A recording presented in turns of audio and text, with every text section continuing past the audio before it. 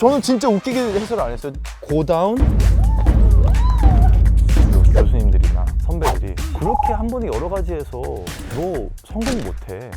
올림픽은 KBS. 안녕하세요. 올림픽 스노보드 해설위원으로 인사드렸던 배우 박재민입니다.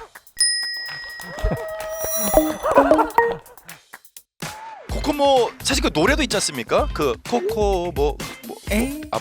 모르시는군요. 자, 박기수 헷갈리시면은 등배 아니면 오른발 왼발 보시면 돼요. 와! 이 트리플 콕은 신장이 아니라 심장으로 하는 겁니다. 맞습니다. 90점이 넘었네요.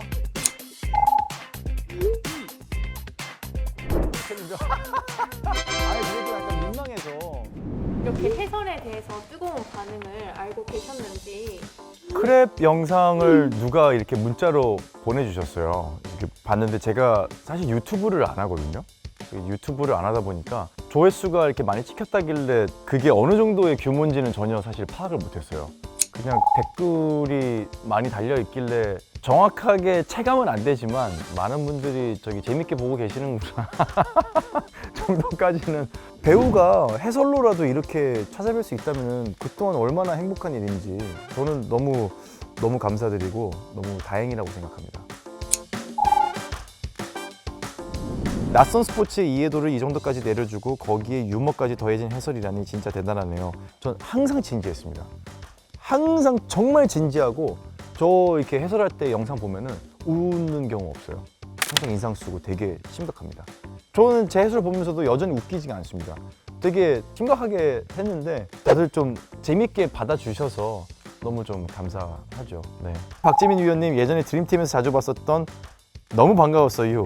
드림팀에서 제가 맨날 만년 2인자 하면서 제가 되게 승부에 집착하는 이미지로 그때는 이제 캐릭터를 그렇게 구축이 됐었는데 사실 저는 승패에 되게 너무 집착 안 하는 성격이거든요. 예! 59초 1. 맞냐고요, 진짜. 오히려 캐스터분이 아이 같고 기빨리는 느낌. 아이 같다고? 아, MBTI 무엇인가요? 저는 2로 시작해요. 저는 I로 시작합니다.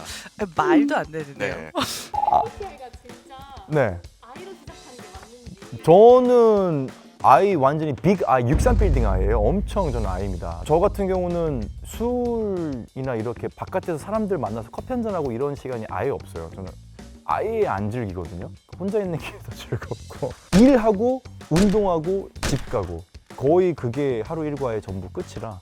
클로이 팍 님께서 해설위원이 아니라 덕후가 너무 신나서 주체를 못하고 있는 것처럼 보임.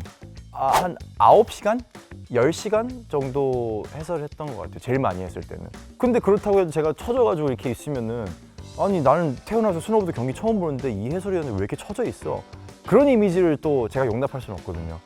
매 경기 오늘이 처음인 것처럼 이번 올림픽 첫 중계인 것처럼 하이텐션으로 갔습니다. 농구도 잘하시고 스노보드 해설위원 맡은 지 굉장히 오래된 걸로 알고 있네요. 아마도 축구의 장지현 해설, 농구의 조현일 해설이 계신다면 스노보드에는 박지민 해설.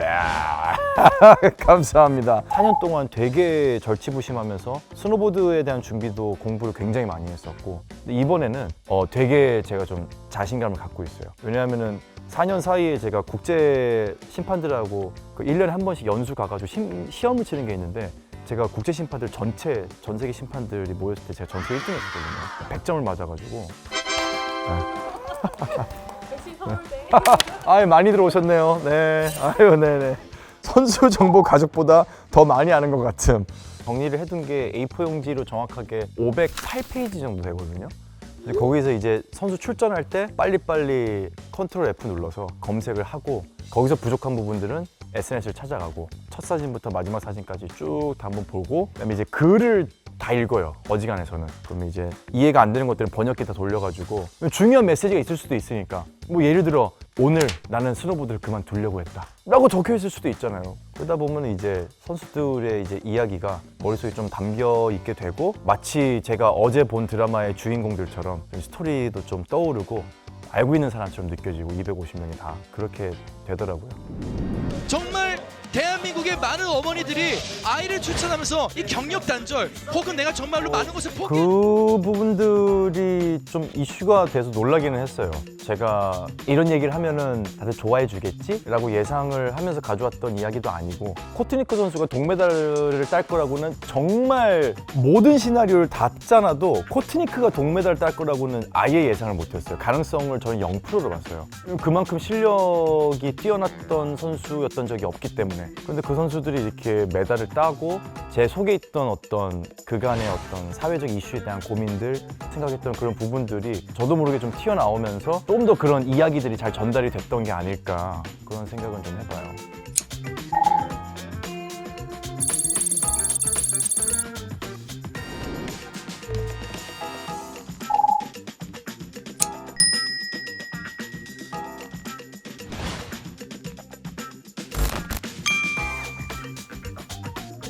저에게 스노보드 선수나 이런 뭐 해설이나 이런 건 다 저 스스로는 취미생활이라고 생각을 하고 있는 부분이라 제가 뭔가 돈벌이를 하기 위한 거였으면 이렇게 오래는 못했을 것 같아요. 저는 그 단어 되게 좋아해요. 그 호모 루덴스라고 하는데 이제 인간의 유희를 따라간다 라는 말을 저는 되게 좀 공감하면서 살고 있어요. 농구 선수로는 사실 활동 자체는 8년, 9년 했어요. 그것도 그냥 재밌어서 했고 비보잉은 저의 또 하나의 본업이고 아, 비보이요? 이제 브레이킹이라고 하면은 나오는 뭐 동작들이 뭐 이런 함락 다음에 고다운, 그 다음에 푸더크, 그 다음에 프리즈. 저는 뭐 돈보다는 언제나 재미와 가치가 되게 삶의 중요한 부분이었기 때문에 취미생활이다 이렇게 얘기하면 조금 신뢰가 될 수 있지만은 저는 정말로 공부를 하는 게 너무 재밌어요.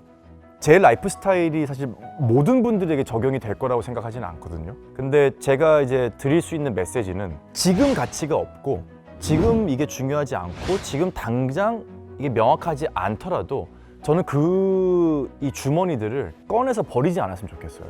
초등학교, 중학교, 고등학교 때까지는 되게 취미 활동도 많고 되게 보따리 주머니들이 많던 젊은이들이 살아가면서 그걸 되게 떼내는 훈련을 강요받는 것 같아요. 근데 저한테는 다 이게 중요한 주머니였거든요. 저는 선배랑 오히려 선생님들은 떼라고 그렇게 많이 얘기를 했었어요. 대학교 갔을 때도 교수님들이나 뭐 선배들이 진짜 되게 대놓고 혼냈던 적이 많아요. 너 그렇게 한 번에 여러 가지 해서 너 성공 못해. 너 그렇게 살아서는 제대로 된 삶을 살 수가 없어 라는 되게 혹독한 얘기도 들었는데 저는 성공한 삶이란 뭘까에 대한 고민을 좀 많이 했었죠 그때. 직업 하나를 되게 안정적으로 가지고 억대 연봉으로 가는 게 성공한 삶일까? 저는 그 대답에는 동의하지 못했었거든요. 근데 제가 한번 해보니까 어렸을 때 보따리 주머니를 떼지 않고 갖고 있는 게 굉장히 중요하구나 라는 거를 저는 깨달았죠. 저의 본업은 굳이 한 문장으로 정의를 하라고 하면 도전하는 사람, 도전을 두려워하지 않았던 사람, 매사에 도전했던 사람으로 기억에 남고 싶어요. 인간은 도전하는 삶을 사는 동물이기 때문에 꼭 끝까지 도전을 하시라. 저도 도전할 겁니다. 새로운 역사를 써나가는 인간의 도전에 저희는 박수를 건네주면서 여러분들도 코로나19 이겨내시고 도전하시고요. 건강한 2022년 되시기 바라겠습니다. KBS에서 제가 했던 모든 드라마에서 다 죽었어요. 정말 다 죽었고 제가 죽으면은 근데 드라마가 좀 잘 됐어요. 다. 공주의 남자에서부터 처음 죽기 시작했는데 공주의 남자에서는 몸통이 베어 죽고 왕의 얼굴에서는 목 베어 죽고 마지막 힌트. 난 정답을 알고 있어. 이 범인이 누군지 알고 있거든요. 그럼 앞으로 맡고 싶은 배역이 있다면? 오래 사는 배역이요.